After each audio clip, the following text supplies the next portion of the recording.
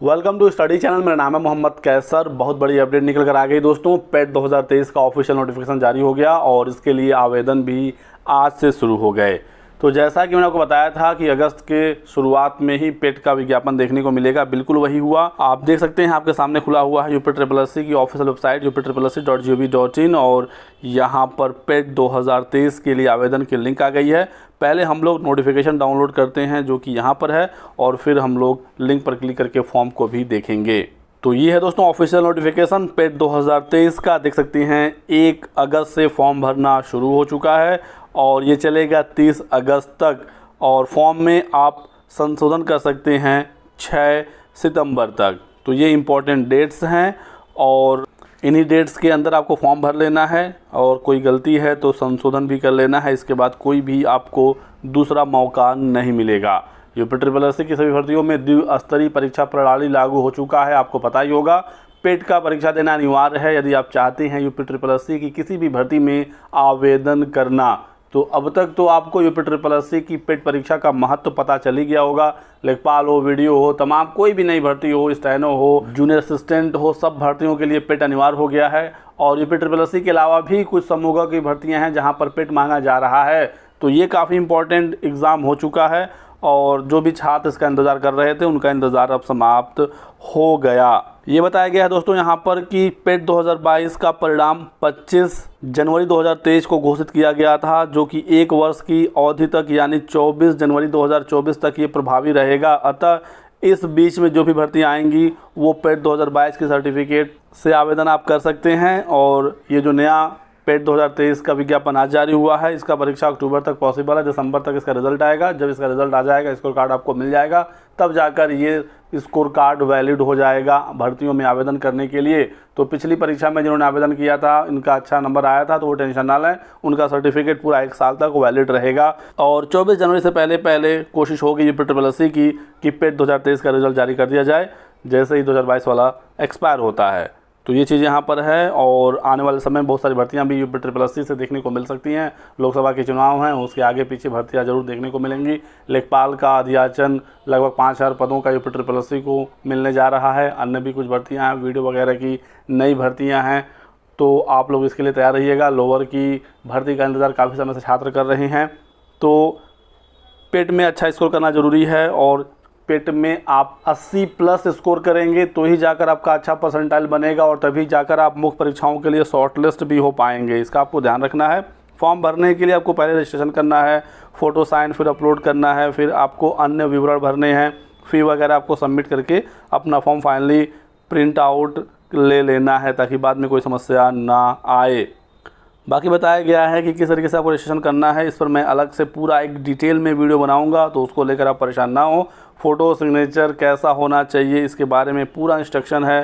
पूरा चेहरा आपका साफ साफ दिखना चाहिए, आपका दोनों आँख, कान, नाक, गला सब कुछ क्लियर होना चाहिए। फ़ोटो में 70% हिस्से पर आपका चेहरा हो और 6 महीने से ज़्यादा पुराना आपका फ़ोटो ना हो। तो ये सारी चीज़ें आपको ध्यान में रखना है। अंग्रेज़ी भाषा की कैपिटल लेटर में हस्ताक्षर आपको बिल्कुल भी नहीं करना है। नॉर्मल जो आपकी हैंड राइटिंग होती है उसमें ही आपको सिग्नेचर करना होता है। तो ये चीज़ आप जान जाइएगा। बाकी फ़ोटो अपलोड वगैरह पर आपको सारी जानकारी मिलेगी डिटेल में। जो भी आपकी मन में डाउट है आप कमेंट सेक्शन में लिख दीजिए, मैं उस पर पूरा अच्छे से एक डिटेल में वीडियो बना दूंगा। फिलहाल हम लोग इस नोटिफिकेशन का जो इंपॉर्टेंट चीज़ें हैं वो देख लेते हैं एक बार।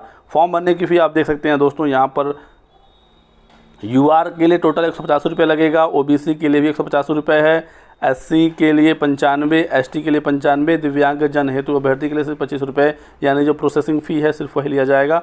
आवेदन शुल्क इनका कुछ भी नहीं है। तो ये चीज़ हो गई। आवेदन पत्र में संशोधन आप कर सकते हैं, डेट्स मैंने आपको शुरुआत में ही बता दिया। शैक्षिक अर्हता यानी कि एलिजिबिलिटी, कौन कौन पेट 2023 का फॉर्म भर सकता है।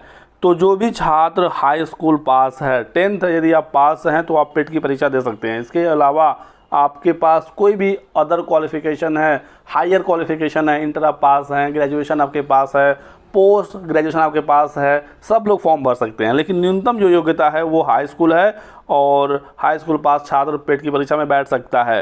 अब आपको यहाँ पर एक चीज़ का ध्यान रखना होगा कि पेट आपका सिर्फ एक प्रिलिमिनरी एलिजिबिलिटी टेस्ट है। पेट के बाद जब विज्ञापन आएगा उसकी क्या एलिजिबिलिटी है वो आपको ध्यान रखना होगा। कोई 10th छात्र पास पेट की परीक्षा देकर बहुत अच्छा नंबर स्कोर कर लेता है, लेकिन यदि लेखपाल की भर्ती आती है वहाँ पर 12th मांगा जाएगा न्यूनतम शैक्षिक अर्हता, तो ये छात्र वहाँ पर आवेदन नहीं कर पाएगा।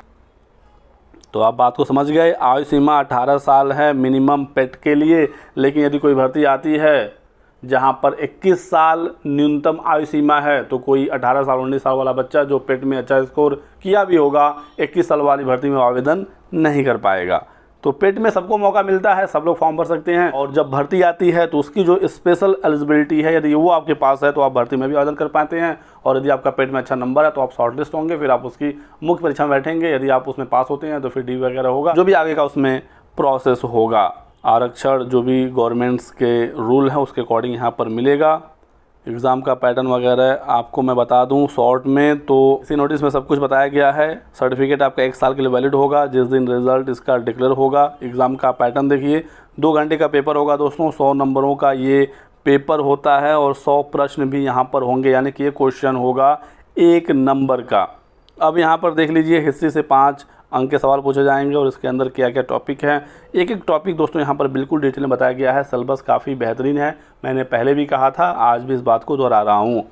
इंडियन नेशनल मूवमेंट से 5 नंबर के सवाल आएंगे, सारे टॉपिक दिए गए हैं। फिर ज्योग्राफी है और इंडियन इकॉनमी, इसमें भी सारा चीज़ डिटेल में है। भारतीय संविधान, तो इस तरीके से ये पूरा सिलेबस है, आप इसे देख लीजिए। हिंदी, अंग्रेजी, reasoning, current affair, general awareness, सारी चीज़ें इसमें आती हैं। 5 नंबर 10 नंबर ऐसे करके, और क्रम संख्या 1 से 9 तक जो टेबल में पॉइंट थे उसके कठिनाई का जो स्तर होगा वो एनसीईआरटी के सेकेंडरी, सीनियर सेकेंडरी यानी कि 10th-12th के लेवल का होगा। परीक्षा का जो प्रकार है, सभी प्रश्न बहुविकल्पी होंगे, वास्तुनिष्ठ होंगे। नेगेटिव मार्किंग भी यहाँ पर होती है दोस्तों 1/4, तो नेगेटिव मार्किंग भी आप समझ रहिएगा, इसको लेकर कोई डाउट आप मत रखिएगा। 1/4 नेगेटिव मार्किंग इसमें होती ही है।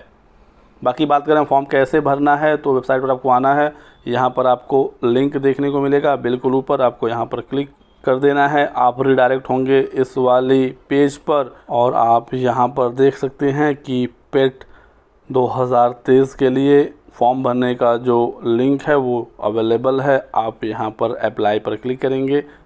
अप्लाई पर क्लिक करते ही थोड़ा सा आपको वेट करना होगा, पेज लोड होगा और थोड़ा सा स्क्रॉल करेंगे तो आपको यहाँ पर देखने को मिल जाएगा UPSSC पेट 2023 एलिजिबिलिटी एज की यहाँ पर 18 से 40 साल है। क्वालिफिकेशन पर भी क्लिक करके आप देख सकते हैं 10th ही वहाँ पर मांगा जाता है। कैंडिडेट रजिस्ट्रेशन पर आप क्लिक करेंगे तो आपके सामने फॉर्म आ जाएगा। यहाँ पर एक ऑप्शन आपके पास और है कि आपने पेट 2022 के लिए आवेदन किया था तो आप यहाँ पर यस कर देंगे और प्रोसीड पर क्लिक करेंगे तो बहुत सारा डेटा आपका पिछले वाले फॉर्म से यहाँ पर आ जाएगा। उसकी डिटेल्स आपको यहाँ पर देनी होगी।